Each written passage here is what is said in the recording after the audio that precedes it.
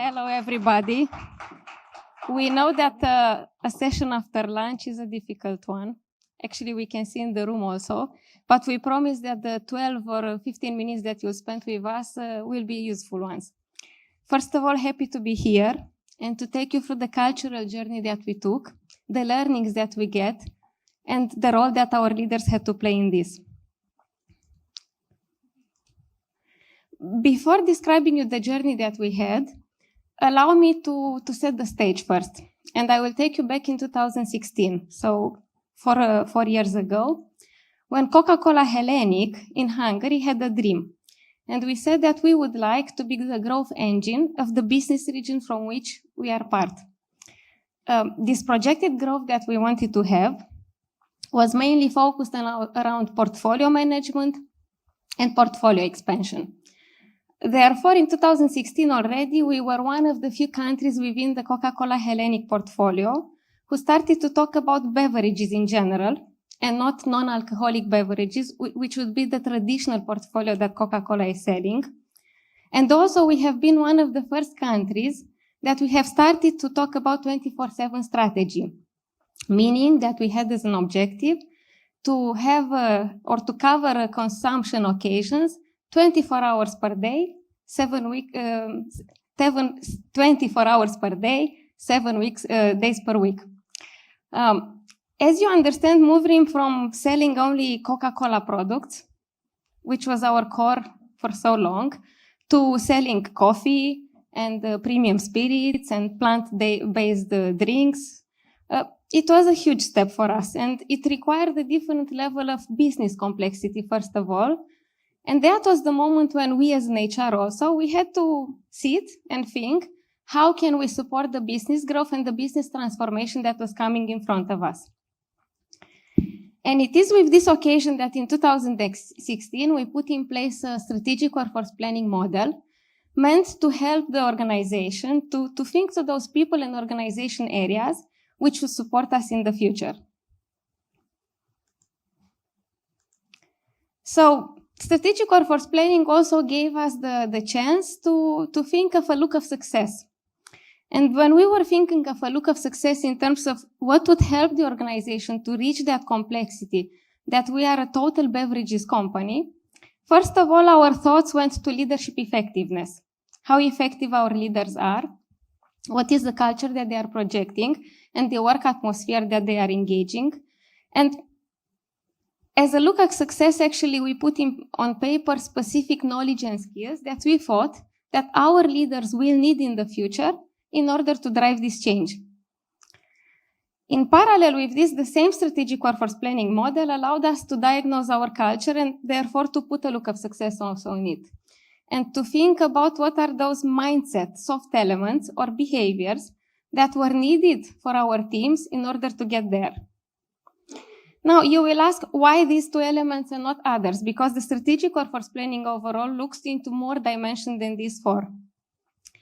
We realized the following. We have big business dreams, and we need our leaders to be aware of those, engage in the change, and capable to drive that change. And we realized that without leadership effectiveness and mindset, our people would actually not embrace that change, would not help the company to go in the desired direction. It was very nice on paper. Look of success always looks ideal. Look of success for everybody always look very nice. But we said, okay, let's take an elevator view. Let's have a holistic view on what is the smell of our organization. If we look today on the leadership effectiveness that we have or the leadership displayed and the behaviors which are part of our culture, what do we see?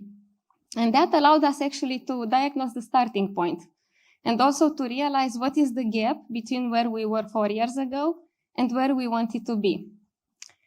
And I give you some examples of behaviors that we've seen around us. Coca-Cola Hellenic has said we were market leader always. We were one of the first. So for sure we had cultural elements which were positive. For sure we had cultural elements which were helping us to get there. However, with all honesty, looking around, we have seen also some behaviors that we realize that will stop our progress. And I allow you a few seconds to read as I'm pretty sure that these are familiar to all of us in the room and not only, and raise your hand if you have seen around you at least one of these behaviors. Yeah. Well, so the homework was quite obvious. The homework was quite common sense, but the homework was also very ambitious. We stayed and we thought, what do we do with what we see? We have this look of success. We have a diagnosis on our culture. What do we do with it? And we have decided as a vision or as a perspective that we put on the cultural transformation that there is only one solution. There is no way that we don't evolve our culture, and that was the prerequisite of everything. But furthermore, the deal breaker of this journey was to take the responsibility down to our top 60 leaders in the organization. And not only this, we wanted to build such level of ownership and accountability that actually it will be these top 60 leaders driving the cultural change and not us as a top management of the company. And our strategy was, and actually still is, as it follows. We have started, first of all, if you look to the first pillar, by clearly communicating to our top 60 leaders what are the new expectations that we have from them. How does a good leader for this company looks like? We have continued putting in place different investments in what we call guiding coalition events, several per year, in order to inspire, but also to educate our leaders in that direction. And here we benefited of great help of external partners as well. Furthermore, we have asked our leaders to put on paper what is that growth mindset leader profile that they believe that would help the company to move forward and that they are engaged in to take forward. Then we have created a volunteering platform where we have asked our top 60 leaders to lead or to support different engagement and employee experience initiatives. And last but not least, as we realized it's not only about leaders, we put in place a rewards and recognition platform in order to recognize those behaviors that we wanted all our employees to display. Taking the pillars one by one, this is just a sneak peek in what it meant for us, the guiding coalition's investments over the year. And as I mentioned, through strategic workforce planning, year on year, we have detected what are those capabilities and mindset and behavioral elements that we want to work together. And every year, if you look, it was an iterative step building on the previous year. I will pass the floor to Eva to tell you about the other pillars. Thank you, Oltea. So connected to what Oltea said, I would dive a little bit in how we did it, because I think it's really interesting topic. And first of all, she was mentioning about the growth mindset leadership profile, which was actually defined by our top 60 volunteer leaders. And how they did it, they sit together, they formed a team, and actually they went through on what a leader should look like in the organization based on every levels. And they came up with a model which is describing 8 behaviors connected to the leadership behaviors, what we would like to role model in the whole organization. But they went further. They not just decided this model, they also came up with an idea to embed it in the organization.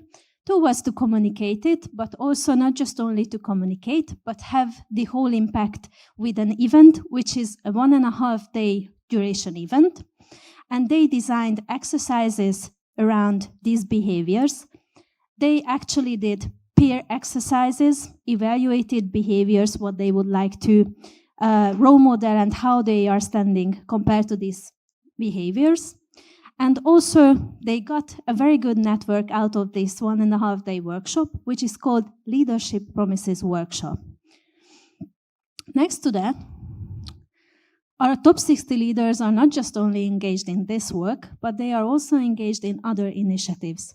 For us, it's really important for all of the leaders to have an impact on the overall employee experience in the organization. And how we are doing, you're probably asking from yourself, how do we engage top 60 leaders as volunteers to do country engagement streams for CCHBC? I tell you how. Actually, every year we do an engagement survey in the organization. And after evaluating these results, we are showing all the results and the analysis to the leadership team. And we are agreeing what will be the focus for the upcoming year. So we define focus areas. Upon these focus areas, we are communicating it back to the organization. And on the same time, we call for volunteers among our top 60 leaders. When we have these volunteers, they are forming into teams. We call them streams. And actually, last year, you could see on the example which I have on the back, we had 3 themes.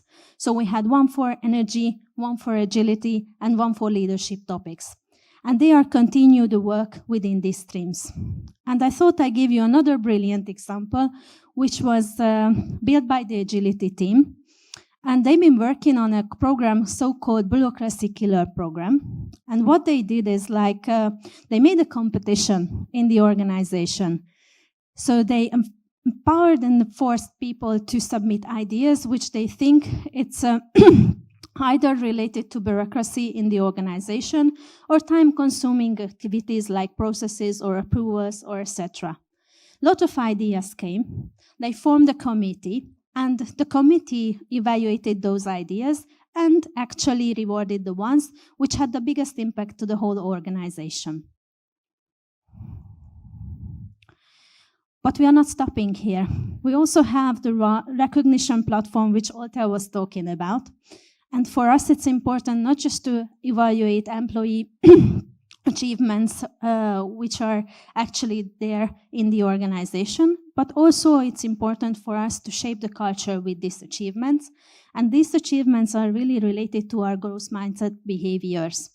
And every year when we do the strategic workforce planning, actually these areas which we should concentrate on as behaviors are implemented and reflected in the recognition program. The recognition program is called for us WOW, which stands for Word of Winners. And I would like to maybe pick 2 examples of this. You can see a Quarter Champion Award, which is not just only about having the best performance in the quarter, but it's also related to a performance which is impacting at the end of the day the customer satisfaction and the end customer. Or there is another one, which is an Inspirational Leader Award.